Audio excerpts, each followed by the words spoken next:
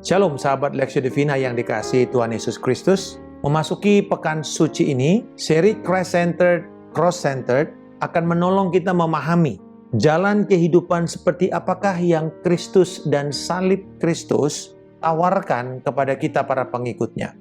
Episode kita akan berjudul Jalan Salib. Kalau kita bicara jalan salib, di dalam pekan suci ini yaitu Jumat Agung, kita tahu Yesus setelah diadili oleh Pilatus dan kemudian dia harus dicambuk dan mulai memikul satu kayu yang cukup berat sekitar 50-60 kilogram, dan dia harus memikul itu sepanjang yang kita kenal sebagai Via Dolorosa, jalan yang berbatu-batu, dan kalau jatuh lututnya bisa kena kepada batu, begitu sakit. Dan di dalam keadaan itu dia telanjang, dia dipukuli, dia dipermalukan. Karena salib memang dirancang oleh otoritas Romawi untuk mempermalukan, juga menimbulkan efek getar kepada orang-orang yang menjadi koloni Roma, bahwa kalau kamu macam-macam dengan pemerintah Roma akan seperti ini hasilnya. Ini merupakan bentuk hukuman mati yang tertinggi, di mana orang itu mati pelan-pelan, mati dipermalukan, mati tersiksa. Biasanya paling cepat 2 hari, paling lama 9 hari, karena kehabisan nafas atau kehabisan darah atau kehabisan tenaga. Tetapi Yesus, dia menyerahkan nyawanya pada jam 3 sore pada hari Jumat itu. Dan dia tidak mati karena kehabisan darah, kehabisan nafas, walaupun dia sudah hampir 33 jam dari mulai dia ditahan dari Getsemani terus sampai dia diadili dan naik ke Golgota dalam kondisi yang begitu letih. Tapi Yesus tidak mati karena kehabisan energi, tapi dia menyerahkan dirinya. Artinya di kayu salib kita melihat Yesus dengan kehidupannya yang walaupun direndahkan, tapi dia tinggal di dalam kerendahan hati di depan Bapa, dan dia melayani orang. Bahkan dia memberi dirinya, memberi nyawanya untuk tebusan, sehingga kita bisa punya damai sejahtera, kita bisa punya kehidupan yang penuh dengan rahmat dan pengampunan. Setelah itu, salib ini menjadi simbol yang menjadi juga gaya hidup. Itulah sebabnya kita sebut sebagai jalan salib. Rasul Paulus di dalam pesan kepada jemaat Galatia juga memberikan aplikasi kepada kita sekarang ini. Seperti apakah sebenarnya jalan yang harus kita tempuh? Jalan yang memiliki kontras dengan kehidupan dunia. Seperti apakah jalan salib itu? Kita lihat ada 2 yang Paulus katakan. Yang pertama, jalan salib adalah kerendahan hati dan bukan kesombongan. Galatia 6 ayat 13, sebab mereka yang menyunatkan dirinya pun tidak memelihara hukum Taurat. Tapi mereka menghendaki supaya kamu menyunatkan diri, agar mereka dapat bermegah atas keadaanmu yang lahiriah.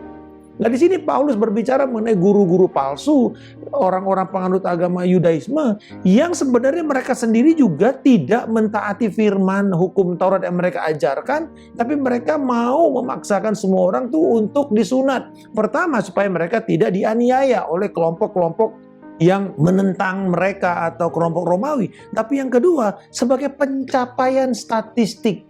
Karena kelompok-kelompok ini setiap tahun kumpul lalu mereka berbangga mana paling banyak mendapatkan orang-orang yang disunat. Karena itu merupakan seperti trofi, seperti satu award pencapaian atas upaya keagamaan mereka. Berapa banyak yang mereka masukkan menjadi pengikut agama Yahudi. Mereka hanya memaksa kamu disunat supaya mereka punya kebanggaan prestasi atas usaha mereka. Ini kedagingan. Sebenarnya tanpa sadar, roh seperti ini juga masuk ke dalam kalangan orang percaya di abad ke-21 ini.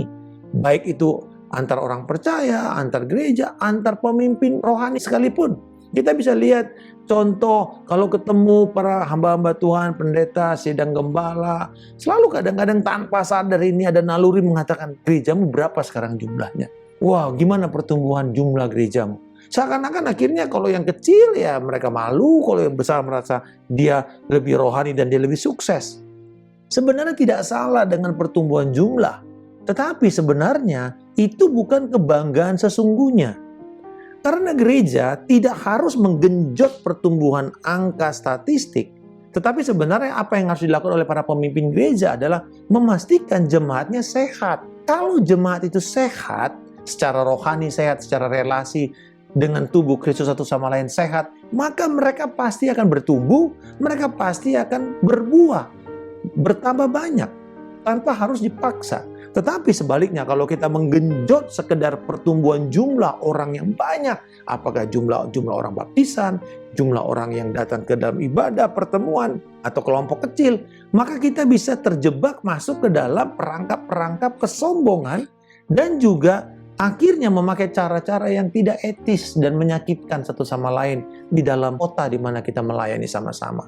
Kesombongan hanya bisa dikalahkan oleh salib dan di dalam salib. Karena hanya di kayu saliblah setiap gelembung kesombongan manusia itu meletup di sana.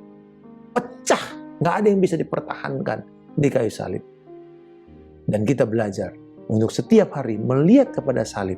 Dan kita belajar tinggal di dalam kerendahan hati Kristus di sana. Dan Allah berkata, ketika Yesus sampai pada titik kerendahan hatinya itu di kayu salib, taat sampai mati di kayu salib, Allah mengangkat dia dan menjadikan nama Yesus Kristus sebagai nama di atas segala nama. Di mana setiap lutut harus bertelut, setiap lidah harus mengaku Yesus Kristus adalah Tuhan bagi kemuliaan Allah Bapa. Yang kedua, jalan salib adalah jalan hidup di dalam kebenaran dan bukan kepalsuan atau kesesatan. Ayat yang ke-16 berkata, dan semua orang yang memberi dirinya dipimpin oleh patokan ini, turunlah kiranya damai sejahtera dan rahmat atas mereka dan atas Israel milik Allah.